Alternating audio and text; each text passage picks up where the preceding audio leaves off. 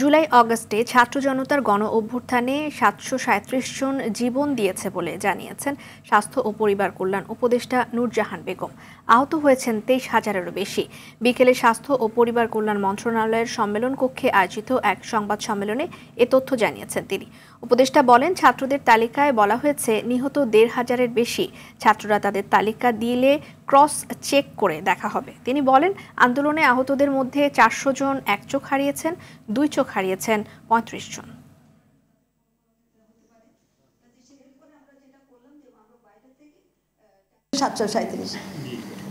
আর আহতের মধ্যে হলে প্রায় ২৩,০০০-এর মতো।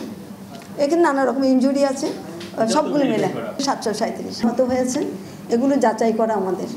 ছাত্রদেরও কিছু তথ্য আছে প্রায় ১৫০০-এর উপরে। সেগুলো আমরা তাদের সাথে আমাদের সমন্বয় করছি আমরা, যে তাদের তালিকা আমাদেরকে দিই, কারণ ওভারল্যাপিং তাদের কোনো কোনো ক্ষেত্রে হতে পারে। কাজে সেগুলিকে বাদ দিলে আসল তালিকা কোথায়।